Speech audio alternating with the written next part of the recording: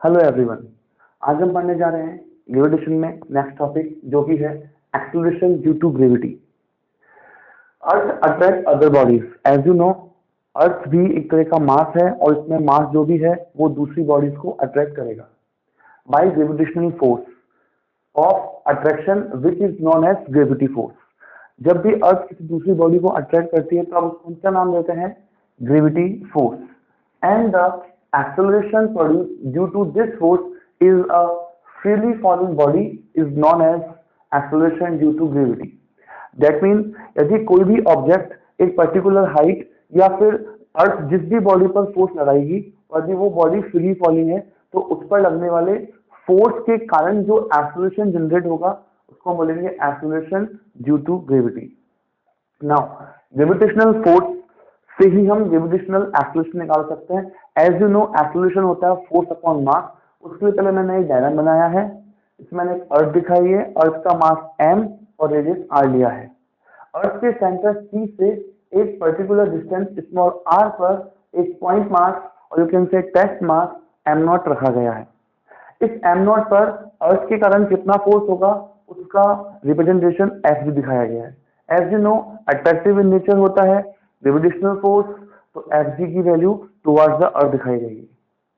Now Fg की value as you know g m1 m2 अपन r square, यहाँ first mass earth का हो गया, सेकंड मास टेस्ट मास हो गया।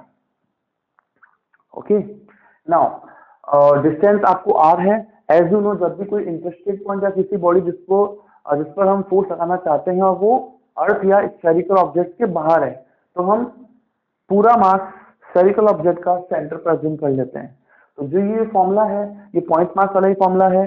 पॉइंट मासेस के कारण जो बीच में फोर्स के फॉर्मूले होते हैं वो यही है। तो यहाँ पर हमने जो डिस्टेंस अज्यूम की है वो सेंटर से अज्यूम की है, इस बात का ध्यान रखें। नाउ एक्सेलरेशन क्या होगा? ग्रेविटेशनल फोर्स में जिस भी बॉडी पर आप एक्सेलरेशन निकालना चाहते हैं उसका मास डिवाइड कर दीजिए। मुझे चाहिए यहाँ या इस पॉइंट पर या इस लोकेशन पर एक्सेलरेशन, इस मास का एक्सेलरेशन क्या है, तो उसके लिए मैंने इस मास को डिवाइड कर दिया इसके फोर्स में। जो भी वैल्यू आएगी इसको मैं स्मॉल g रिप्रेजेंट करूंगा। इसी को हम gravitational acceleration due to earth बोलते हैं। नाउ स्मॉल g की वैल्यू क्या जाएगी? इस फॉर्मूले में m0 हटा दीजिए तो बन जाएगा gm/r square. As you know, small r की वैल्यू अलग हो सकती है तो स्मॉल g की वैल्यू भी अलग अलग हो सकती है। इसमें ध्यान रखें कि ये जो फॉर्मूला है Fg का, ये सरफेस है, सरफेस के आउटसाइड ही वैलिड है, इनसाइड वैलिड नहीं है। फिर ये जो कैपिटल M मास है वो चेंज हो जाता है। तो फिलहाल ध्यान रखिए इस पॉइंट को मैं बहुत दूर कितना ले जा सकता हूँ, बट पास में केवल सरफेस तक ला सकता हूँ। तो ये लीजिए, एक नया फॉर्मूला बना लेते हैं on the surface, that mean small g, जिसको आपने याद कर रखा है 9.8 या 10, वो वैल्यू आती कहाँ से है? ऑब्वियस वो acceleration due to gravity surface पर होता है, अर्थ की सरफेस पर। तो ये रफ कर देता हूं मैं। अब ध्यान दीजिए, अर्थ की सरफेस पर स्मॉल r की वैल्यू क्या हो जाएगी? जैसे इस पॉइंट मास को मैं अर्थ की सरफेस पर लेके आऊंगा तो इसकी वैल्यू हो जाएगी बिल्कुल सही रेडियस के equal. Therefore at the surface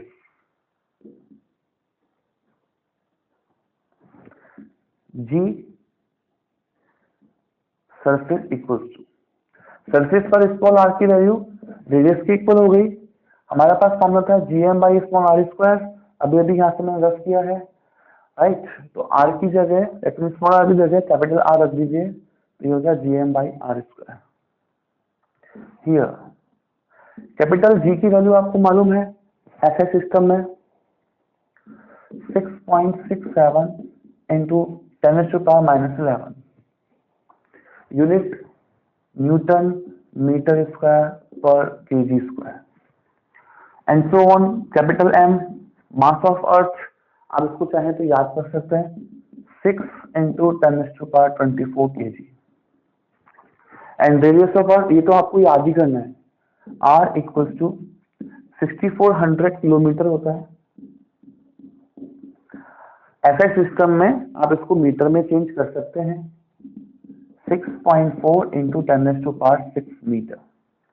ये सारी वैल्यूज जो आप यहाँ रखेंगे और सॉल्व करेंगे तो जी सरफेस, शॉर्ट में इसको जीएस से देता हूँ, और अभी जीएस से नहीं लिखते हैं और जी से काम चला रहे हैं तो आप समझ जाइए कि सरफेस का ही वैल्यू है।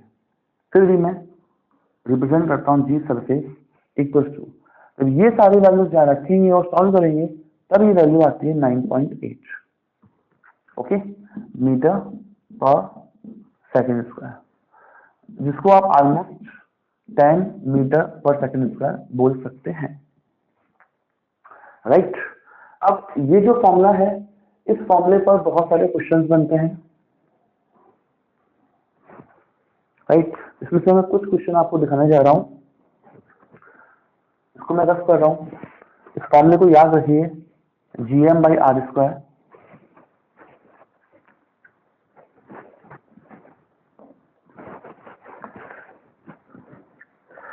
कई बार बच्चे पूछते हैं सर जरूरी है कि इन टर्म्स ऑफ मास ही रखा जाए, तो मैं आपको एक और फॉर्मूला डिराइव कर देता हूं जिसमें है in terms of density, small g in terms of density.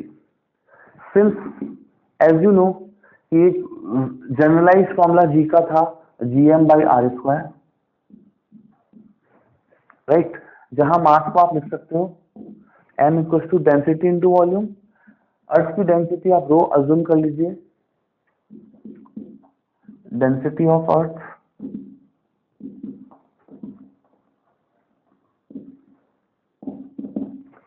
Into volume. Earth का वॉल्यूम 4/3 स्फेरिकल है तो 4/3 πr³।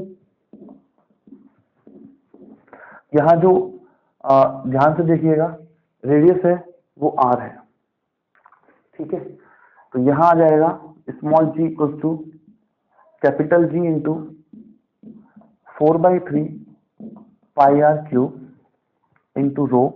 मास की जगह है मैंने डेंसिटी और वॉल्यूम की टर्म में ये पुट कर दिया अपॉन स्मॉल r²। इफ आप जी सरफेस निकालना चाहते हैं,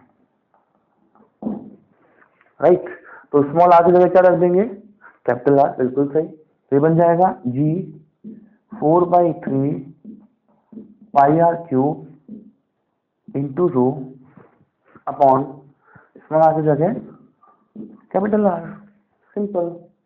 इसको आप सॉल्व करके लिख सकते हैं 4/3 capital G pi, you can से पाई इंटू जी, एक कांस्टेंट रो भी है यहाँ पर, और 2 r कट जाएंगे, 1 r बचेगा, तो 4/3 पाई जी रो r। ये फॉर्मूला हो गया जी सरफेस का।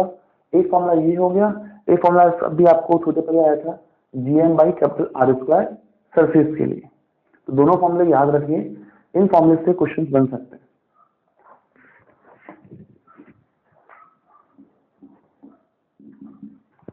राइट। अब आगे बढ़ते हैं, मैं इन पर डिपेंडेंट कुछ प्रॉब्लम कराऊंगा, उससे पहले उन प्रॉब्लम्स की थ्योरेटिकल एनालिसिस भी करूंगा, जिसमें हम परसेंटेज एरर वाले क्वेश्चंस लेंगे। लेकिन कई बार क्या होता है, परसेंटेज एरर वाले जो क्वेश्चंस आते हैं उनमें एरर 5% से कम रहती है। That mean heading next problem based on percentage error less than 5%, right.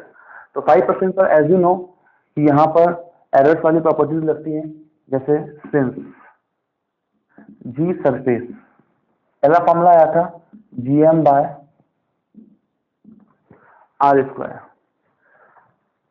यदि मैं प्रोपोर्शनलिटी देखूं तो कैपिटल जी तो कांस्टेंट है और m और r यू कैन से वेरिएबल कर सकते हैं। इट इज नॉट कंपल्सरी कि हर बार अर्थ के लिए ही अज्यूम करें, किसी अदर प्लेनेट के लिए भी बोल सकते हैं।